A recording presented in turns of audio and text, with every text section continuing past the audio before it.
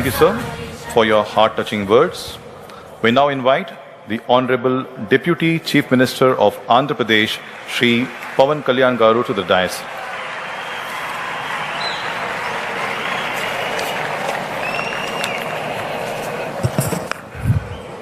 వేదిక పైన ఆసీనులైన ప్రత్యేకించి సత్యసాయిబాబా గారి శత జయంతి ఉత్సవం సందర్భంగా ఇక్కడికి విచ్చేసిన మనందరి beloved Prime Minister, most respected Prime Minister in the world, most respected leader in the global stage, Sri Narendra Modi గారికి నా హృదయపూర్వక నమస్కారాలు.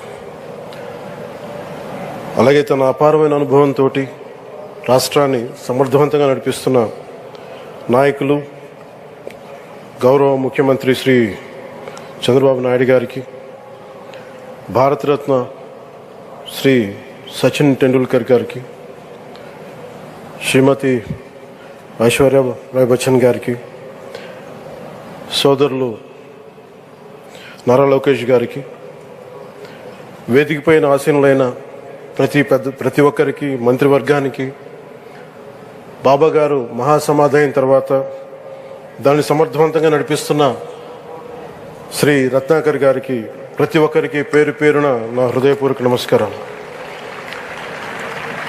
ప్రత్యేకించి ఇక్కడికి వచ్చేసిన సత్జయంతి సందర్భంగా ఇక్కడికి వచ్చిన భక్తులందరికీ, సాయిబాబా భక్తులందరికీ మనస్ఫూర్తిగా మీ అందరికీ నా నమస్కారాలు తెలియజేస్తున్నాను. సత్యసాయిబాబా గారి గురించి, గొప్పతనాన్ని గురించి మన దేశస్తుల కంటే విదేశీయులు ఎక్కువ చెప్తారు ఆయన గురించి. కొన్ని సందర్భాలు ఇప్పుడు సింగపూర్ వెళ్ళినప్పుడు ఒక 30 సంవత్సరాల క్రితం చైనీస్ ఇళ్లలో చూశాను సత్యసాయిబాబా గారి ఫోటోగ్రాఫ్. అలాగే ఒక హాలీవుడ్ యాక్టర్ స్టీవెన్ సిగాల్ అని చాలా సంవత్సరాల క్రితం, క్లోజ్ టు ఒక 20 సంవత్సరాల క్రితం అనుకుంటా, చిరంజీవి గారిని ప్రత్యేకించి అడిగి, మా అన్నయ్య చిరంజీవి గారిని ప్రత్యేకించి అడిగి నేను బాబా గారిని కలవాలి అని చెప్పి ఇక్కడ బెంగళూరులో ల్యాండ్ అయినా ఇక్కడ ఫ్లైట్కి ఆయనకు వచ్చి ఆశీర్వాదాలు తీసుకుని వెళ్తే నాకు చాలా ఆశ్చర్యం కలిగేది. ఒకరి గొప్పతనం, ఒకరి తేజస్సు ఎలా తెలుస్తుందంటే ఎలా వెళ్ళి దీని గురించి నేను అనుకుంటా ఉండేవాడిని. బాబా గారిది వెలిసింది భారతదేశంలో అత్యంత వెనుకబడ్డ జిల్లా అనంతపురం, రాయలసీమలోని అనంతపురం జిల్లా. ఆయన పుట్టుక కూడా అత్యంత వెనుకబడ్డ జిల్లా, నీటికి కూడా కొరత ఉండే జిల్లా, వలసలు వెళ్ళిపోయే జిల్లా. అలాంటి జిల్లాని ఎంచుకున్నారు ఆయన జన్మకు కూడా. అందుకని అలాంటి జన్మ తీసుకున్నాడంటే మహానుభావులే తీసుకోగలరు. ఒక 40 సంవత్సరాల క్రితం ఎవరైనా ఊహించుకోగలమా? దేశ విదేశాల నుంచి చాలామంది భక్తులు, విదేశీయులు అందరూ వచ్చి దీని అభివృద్ధికి పాటుపడతారని. సో ఒక ఆధ్యాత్మిక తేజస్సు, విశ్వ ప్రేమ ఉన్న వ్యక్తుల వల్లే ఇది సాధ్యం. అలాంటి వ్యక్తుల కోసం ప్రత్యేకించి గౌరవ ప్రధానమంత్రి నరేంద్ర మోదీ గారికి ఇష్టమైనది ప్రజలందరికీ కనీసం ఒక 50 లీటర్ల నీళ్ళు ఇవ్వాలి, అది రక్షిత మంచినీరు ఇవ్వాలి. అలాంటి పథకం, ఒక 50 లీటర్ల నీళ్లు కనీసం ఇవ్వాలి అనేది ఒక వ్యక్తికి ఆ సంకల్పం నరేంద్ర మోదీ గారు దీన్ని ముందుకు తీసుకొచ్చారు. ఒక ప్రభుత్వ పరంగా దీన్ని ప్రధానమంత్రి గారు తీసుకొస్తే, ఒక ఆధ్యాత్మిక గురువుగా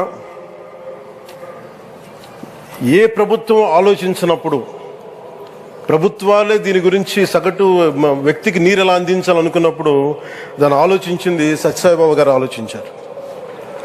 అప్పుడు ముఖ్యమంత్రిగా చంద్రబాబు గారు ఉన్నప్పుడు వారికి ఒకటే చెప్పారండి, నేను ప్రజలకి దాహం తీర్చాలనుకుంటున్నాను. నాకు తెలిసిన భక్తులు, ఒక భక్తులు, ఒక ఆయన సింగిల్ హ్యాండెడ్గా 400 crores 400 కోట్ల రూపాయలు ఈ పథకానికి, ఈ పథకానికి ఇస్తాను, దాహం తీర్చే పథకానికి ఇస్తాను అంటే దానికి ఆ రోజున ప్రత్యేకించి అలాంటి పర్మిషన్స్కి వీటికి కొంచెం కష్టాలు ఉన్నప్పుడు గౌరవ ముఖ్యమంత్రి నారా చంద్రబాబు నాయుడు గారు వీటికి అండగా ఉండి ఈ సత్యసాయి ఈ దాహం తీర్చే ఈ పథకానికి అంటే మనం చెప్పాలంటే ఈ జల్ జీవన్ మిషన్ అంకురం సాయిబాబా గారు చేశారు ఇక్కడ.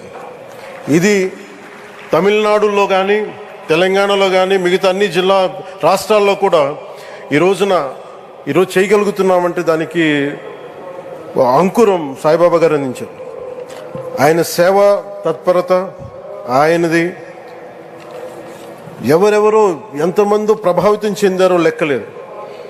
ఒకసారి సేవ చేసే వాళ్ళందరినీ చూస్తూ ఉంటే మా వదిన గారు చెప్పారు, ఒకసారి భోజనం తింటా ఉంటే ఎవరిని ఇంకొకసారి ఇది కొంచెం అన్నం పట్టరా అంటే మా అన్నయ్య గారు చెప్పారండి. వాళ్ళ అన్నకు ఆయన ఎవరో తెలుసు, ఆయన ఒక farmer IAS officer, senior IAS officer అని. ఆయనకి సెలవులో ఉన్న సమయంలో వచ్చి ఇక్కడ సేవ చేస్తారని. ప్రత్యేకించి ఒక వ్యక్తి, ఒక మహానుభావుడు ఎంతమందిని ప్రభావితం చేయగలిగారంటే ఐఏఎస్లు కావచ్చు, మన ఈ రోజున సచిన్ టెండూల్కర్ గారు కావచ్చు, వేదిక పైన మహానుభావులు ఎందరో కావచ్చు, వీళ్ళందరినీ ప్రభావితం చేసే ఒక అరుదైన ఆధ్యాత్మిక శక్తి మన భారతదేశంలో, మన అనంతపురంలో, మన ఆంధ్ర రాష్ట్రంలో ప్రపంచానికి వెలుగులిచ్చే ఒక మహా వ్యక్తి పుట్టడం, ఆయన శత జయంతి సందర్భంగా ఇక్కడ మనందరం ఏకం కావడం చాలా ప్రత్యేకమైన ఆనందాన్ని కలిగించింది. ఆయన సేవా తత్పరతని, స్ఫూర్తిని మున్ముందు మేమందరం కొనసాగిస్తాం. గౌరవ ప్రధానమంత్రి అవర్ బిలౌడ్ ప్రైమ్ మినిస్టర్ ఆధ్వర్యంలో మేమందరం కొనసాగిస్తామని తెలియజేసుకుని, ఇదే సేవా తత్పరతని ముందు అందరం కొనసాగించాలని తెలియజేసుకుని సెలవు తీసుకున్నాను. జై హింద్.